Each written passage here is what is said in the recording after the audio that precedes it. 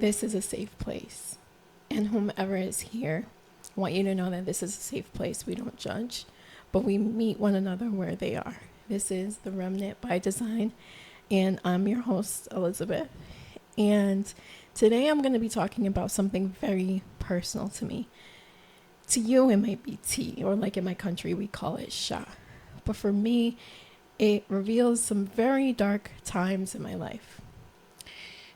The other day, my boyfriend and I were sitting on the couch. He was doing some work and I was doing work, and we were sitting comfortably in silence. And I had this realization that this was the first time ever that I've been in a relationship where I was not concerned whether or not the person that I was with wanted to be there, or wasn't happy with me, or was preparing to leave, or was possibly doing something behind my back.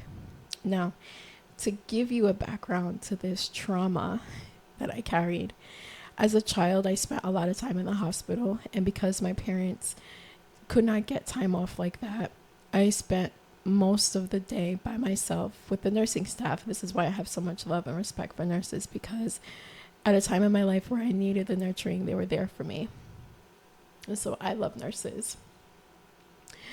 And, they would come and see me after work, but they had my little sister with them and they couldn't stay very long. And that was hard for me. My parents were also, came from a very poor island in West Africa, Cape Verde. Shout out to all my Cape Verdeans. And they were one of like 15. It was a lot of kids. And they did not receive the emotional and mental support and love that they needed, in a sense of my parents were emotionally unavailable because their parents were emotionally unavailable.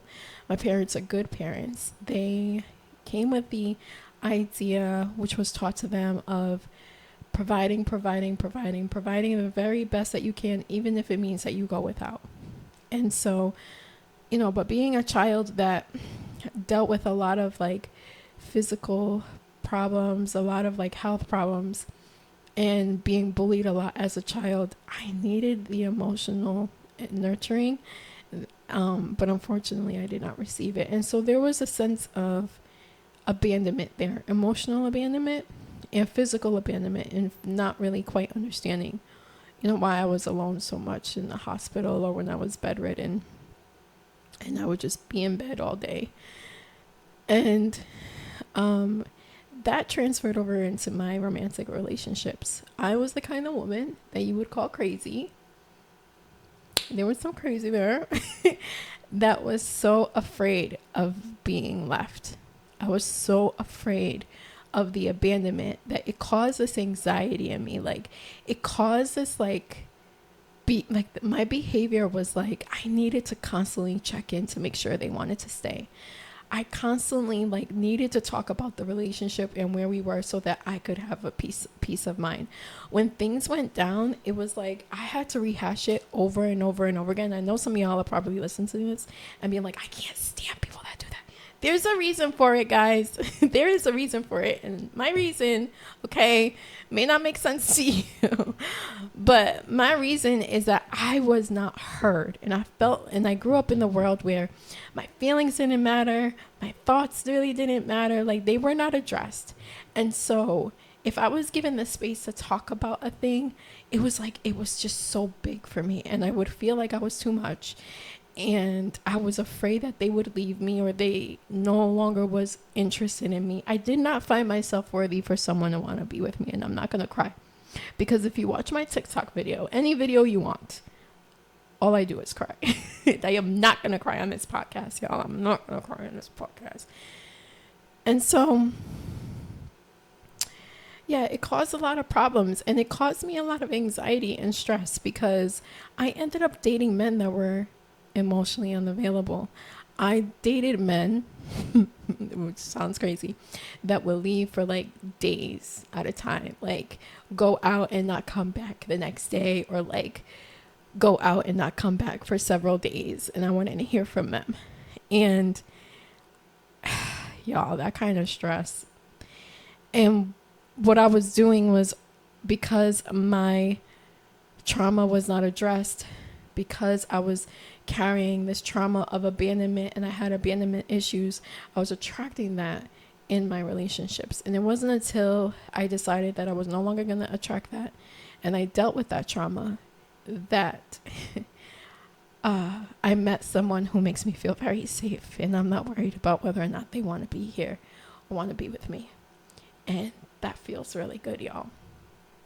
And so when it comes to the trauma that we carry and like the way that we act in our relationships, just know like you're not behaving like that out of nowhere. Like there's a reason for it. And I don't know if you can relate to what I'm saying as far as like the abandonment, right? The PTSD, the trauma that you go through in the relationships. But like I was looking for them to heal a part of me from my childhood that they could not heal because they had not addressed their own childhood trauma.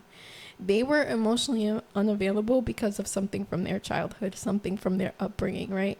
And so I wanted them to heal in me what only God could heal in me. And you know, some of us, I don't know about you, but I have specific verses in the Bible that carry me. And what helped me heal wasn't getting into a relationship with someone who was emotionally intelligent and emotionally available. It was being in a relationship with Jesus. It was him telling me, I'm not going to cry. I'm strong. That he will never leave me nor forsake me. And I'm going to read you one of my favorite verses, Isaiah 41:10. Listen, Isaiah is like my favorite book in the Bible. Isaiah 41:10 says, "So do not fear, for I am with you. Do not be dismayed, for I am your God. I will strengthen you and help you. I will uphold you with my righteous right hand." And when I look back on my life and I look back on God's track record, even as a child, when I felt the most alone, he was there with me. I was not abandoned. I was not forgotten. I was valuable. I was worthy. You are worthy. You are valuable. You are not abandoned. You are not forgotten. You are not too much. The God of the universe, the sun, moon, and stars thought of you before he formed you in your mother's womb. When he was creating the majesty of this earth and everything in it and around it, he thought of you. He really will never leave you. He has never left me, even when I felt like he was silent, even when I was out here doing the most. And I was like, God, I'm going to do what I do. And because you love me, I'm going to be up in this relationship that I know I shouldn't be in. Oh, no. Oh, gosh. That I know I shouldn't be in. My recording stopped. Y'all, this has been the whole thing. But anyway, and you're going to come with me because they love me.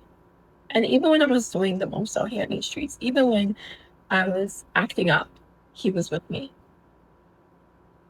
And so if you can relate to any of this at all, if you are presently in a relationship with someone that is emotionally unavailable, heal. Heal. God can heal that within you. You deserve to be in a relationship where you feel safe and heard, where you feel secure, because that's what you get with Jesus. You get safety, you get nurturing, you are heard, you are loved, you are cared for. He is present with you, and you deserve that in a relationship. So I pray this helps, and let me know in the comments your thoughts, your experience. I love to talk back and forth with people who watch my videos or follow. If you like what you hear today, please subscribe and share it as well. This is a real place for real people to have real conversations about this journey we call life, and our relationship with Jesus along the way and how he fits into it all. So sending you my love, and I hope to hear from you. Have a good one.